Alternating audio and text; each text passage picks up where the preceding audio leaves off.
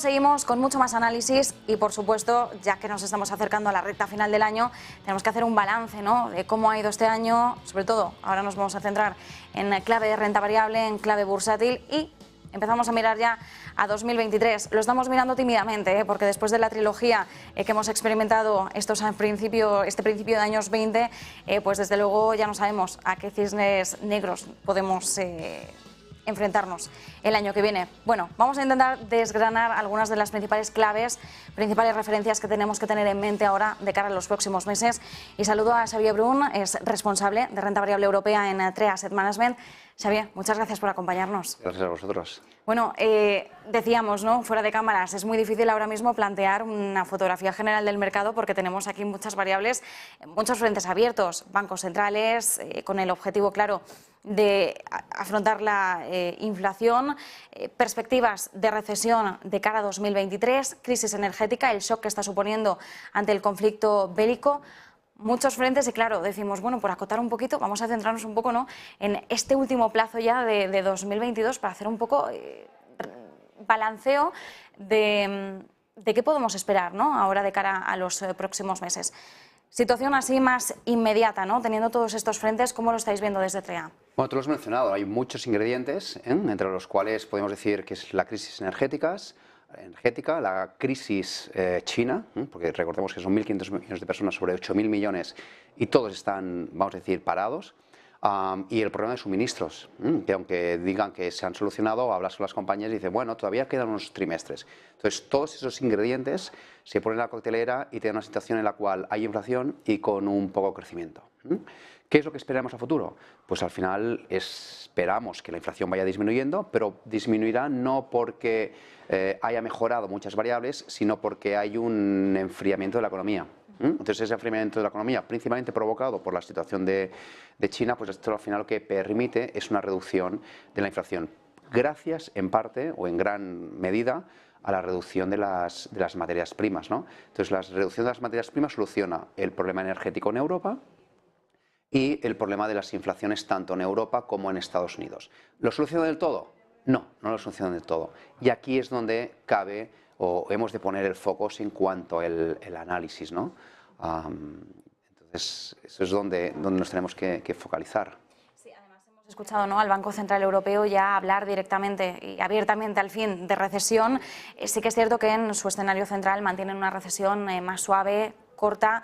El escenario más adverso ya sé que nos hablan de una recesión más profunda, más prolongada, pero al final nos dicen, bueno, en este escenario central realmente la recesión que vamos a ver va a ser suave y realmente no va a tener un impacto suficiente, por ejemplo, para frenar del todo la inflación, ¿no? Vamos a tener que seguir en nuestra política de seguir subiendo los tipos de interés como herramienta fundamental para controlar esa escalada en los precios. Claro, todo esto hay que tenerlo en cuenta y además luego las singularidades, ¿no? Mencionabas a China, donde estamos viendo una demanda interna ahora mismo totalmente bloqueada y estamos viendo los nuevos brotes, la rebelión en las calles y también el impacto que esto pueda tener, porque al final todos estamos relacionados con China, todos dependemos de China, incluso Estados Unidos, aunque no quiera depender tanto de China, tenemos que tener en cuenta que Apple, su principal ensambladora de iPhones del mundo, está en China, por parte de una taiwanesa, de Foxconn. Claro, todo esto lo tenemos que tener en cuenta a la hora también de situarnos un poco, y supongo que también la labor de los gestores es complicada, ¿no? Son muchas variables a la hora de que hay que tener en cuenta a la hora de elegir buenas compañías y sobre todo compañías, porque al final estamos hablando de unos ingredientes, algunos cortoplacistas, otros que se van a prolongar en el medio o largo plazo, pero claro, no nos tenemos que dejar tampoco llevar por los nubarrones más a corto plazo, porque aquí de lo que se trata es de elegir compañías sólidas y que muestren una capacidad de resiliencia a largo plazo. Claro, cuando empezamos a hablar de estas oportunidades de renta variable o del entorno que se nos abre en renta variable, mucho hemos estado comparando, por ejemplo, ahora el entorno bursátil con los años 70. ¿Qué aprendemos o qué aprendizajes nos llevamos de la historia de este recorrido? Hay muchas variables, ¿no? La primera de todas es ver un poco, desde un punto de vista de gestor, lo que has de mirar es qué ha ocurrido en la historia para aprender de ella, porque al final todos tenemos una edad, pero no hemos vivido 200, 500 años, ¿no? Entonces hemos de aprender muchísimo sobre la historia. Y además lo que hemos de ver mucho como gestores, es dónde están los riesgos, porque no nos confundamos, lo que tenemos entre manos es el ahorro de la gente. Y el ahorro de la gente es muy importante como para ir haciendo apuestas de voy a apostar a no sé qué sector, voy a apostar de que la recesión no será tan profunda. No. En gestión creo la responsabilidad es tan grande como para no utilizar la palabra apuestas cuando hablas de la inversión. De tal forma que tú les decías muy bien, ¿no? Oye, ¿dónde están las inversiones? ¿Dónde están los riesgos? Los riesgos, uno de ellos está China. Esto está clarísimo. Y otro riesgo es la inflación. ¿Qué ha ocurrido? Pues si nos vamos a la historia y todo el mundo hace los paralelismos sobre los años 70, vamos a poner unos datos. ¿Qué ocurrió en los años 70? Pues que la bolsa bajó. ¿Sí? En toda la década de los años 70, podemos agruparlo en dos partes, ¿no?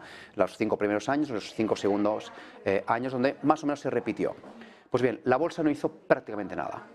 Pero en cambio los negocios subieron el beneficio en los 5 primeros años un 50% y en los 10 años, en la década de los años 70, subió aproximadamente un 70-80%. Esto es un 6-7% anual. En un año con elevadas inflaciones. Y uno se pregunta, ¿cómo es posible que ganen más dinero compañías en una situación complicada desde un punto de vista económico? Bien sencillo, porque esa situación económica la condujo o la provocó la inflación. Y si las empresas tienen buenos negocios, tienen unos negocios que son capaces de trasladar esa inflación a su cliente final, pues al final los beneficios también lo harán, aunque sus costes también lo hagan, porque suben los ingresos, suben los costes, pero también me sube el beneficio al mismo ritmo que lo hace la inflación. Pues bien, vemos buenos negocios, pero ¿qué ocurrió? ¿Por qué no subió la bolsa? ¿Por qué la bolsa no hizo prácticamente nada? Porque se disminuyó el precio que se pagaba por kilo de beneficio, el PER, el múltiplo, ¿no? De la forma que pasaron múltiplos de 19 a múltiplos de más o menos de 8, 7, es una bajada bastante elevada. Ni se justificaban los 19, ni se justificaban los 7 al final. ¿Qué vengo a decir con esto? Que si hacemos el paralelismo hoy día, pues al final vamos a hacer el juego del quién es quién, ¿no? Eso que jugamos de pequeño.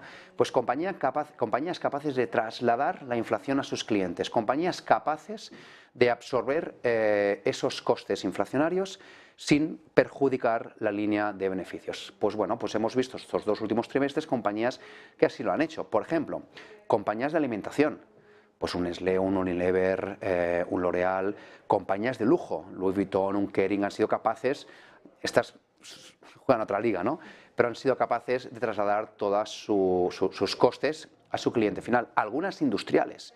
Es decir, que muchas veces vemos las industriales y las agrupamos en un único grupo, que es una compañía totalmente cíclicas que no hay que tocarla cuando hay recesión, cuando rascamos, hay compañías que han sido capaces de trasladar esa inflación.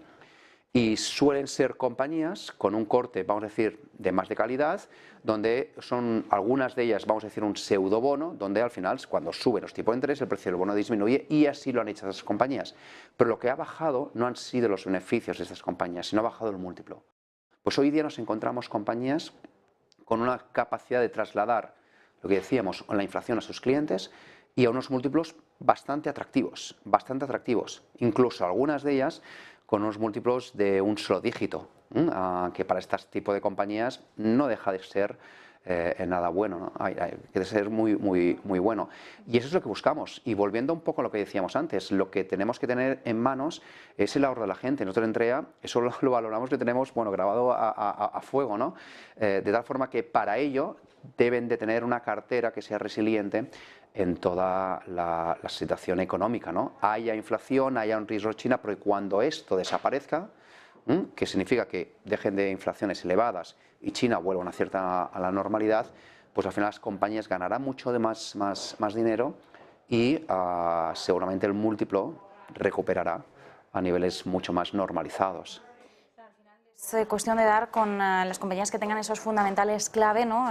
Sólidos, por supuesto, de cara a mostrar resiliencia en momentos en los que estamos viendo pues, esas turbulencias, ¿no? El impacto de la inflación, que sean capaces de trasladar ese incremento de los precios al consumidor final, pero que en época de bonanza, pues por supuesto, puedan seguir avanzando, ¿no? Que tengan toda la trayectoria por delante que deseen, o tanto como de sí sus propios negocios.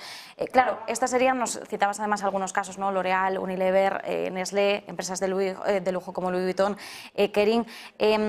¿Hay alguna española que reúna esas características y que os guste especialmente Entrea? Hay muchísimas, ¿sí? Y algunas que tenemos en cartera, como por ejemplo Inditex. O sea, Inditex hemos de recordar, que lo comentábamos antes, justamente el año 2020 es una compañía que con las tiendas cerradas ganó dinero. Luego tenemos otras compañías de corte más industrial, donde por ejemplo está CIA Automotive, donde está Gestamp.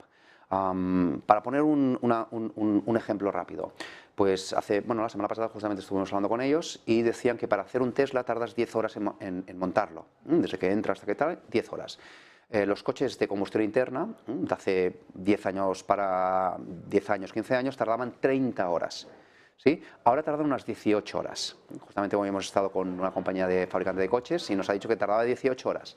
Entonces, ¿cuál es la diferencia entre el 18 y las 10 horas? Primero, el coche Tesla es un coche eléctrico, pero el coche eléctrico de las grandes compañías tardan 15 horas. Hemos de bajar de 15 horas a 10 horas. ¿Cómo lo hacemos? Pues una tontería, que lo que hacen las compañías de coches es comprar piezas de Lego, las ensamblan y para tardar menos lo que han de hacer es comprar piezas de Lego más grandes. De tal forma que vas al proveedor, al supplier, al Tier 1, y lo que les de pedir es que la pieza que te daba de Lego ahora la haga más grande, de mayor tamaño.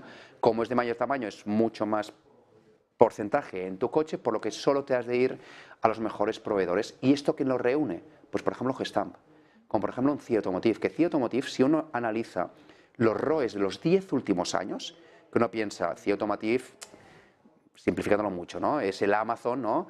de los componentes de automoción, donde puedes hacer, o la ferretería, que puede ser tiradas cortas, tiradas largas, adaptación total. Pues bien, automoción, ROEs volátiles, negocios o beneficios volátiles, pues bien, los 10 últimos años, si analizamos el ROE, ha sido igual de volátil e igual valor, 25%, que L'Oréal, DSV o Nestlé. Una compañía en un sector totalmente cíclico, ¿no? De tal forma que en España hemos hablado de Inditex, hemos hablado de CIE, hemos hablado de Gestamp, pero tenemos otras compañías, por ejemplo, un Repsol, que a pesar de ser más o menos cíclico, pero hemos de tener en cuenta una cosa, que si encontramos un yacimiento de petróleo hasta que lo empezamos a explotar, tardamos 10 años. 10 años. Pues una empresa que decide hoy empezar a explotar un yacimiento de petróleo va a decir, oye, dentro de 10 años voy a desconocer cuál será la demanda o la regulación de mi sector. Así que lo que quiero hacer es que el payback, el plazo de recuperación, sea mucho más corto. En lugar de en 10 años recuperar la inversión, quiero que lo haga en 5 años. Pues esas tonterías, sin cambiar nada, sin que los costes cambien. ¿Qué significa? Que los beneficios por barril han de ser superiores. ¿Cuánto superiores? El doble. Pues si el CAPEX de un barril, las inversiones de un barril son $150, $120, $150, pues si quiero sacar una rentabilidad que en lugar de ser de 10 años sea de 5, en lugar de sacar un beneficio del 10%, de $15 por barril, lo que voy a pedir serán $30 por barril, es decir, $15 más. Pues si el precio de equilibrio estaba sobre los 60, 70, ahora es de añadir $15 más, que nos tenemos que ir a sobre los 80, 85, justamente los números donde decía Estados Unidos que por debajo de ese precio empezaría a comprar petróleo para sus reservas estratégicas. Justamente el mismo precio donde Arabia Saudita dijo que a partir de ese precio, si bajaba, empezaba a retirar producción. Es decir, cosas que más o menos coinciden, y si esto lo aplicas a un Repsol, al precio-beneficio, pues al final tendrías ese beneficio normalizado superior a lo que hacía pues 3 o 4 años, ¿no? Nos quedamos con esas claves, con ese análisis. Xavier Brun, muchísimas gracias. Desde TREA Asset Management, un verdadero placer. Nos quedamos con esos nombres españoles, europeos, y seguimos apostando, por tanto, por renta variable. Veremos qué entorno se mueve de cara a 2023. Ya decíamos, la trilogía 2020, 2021, 2022, desde luego no nos ha dejado mucho lugar al aburrimiento. Muchísimas gracias por todo. Nosotros nos quedamos con estas claves, con este análisis. Aprovechamos para hacer una breve pausa y nos quedamos con este mensaje de Marta Vilar.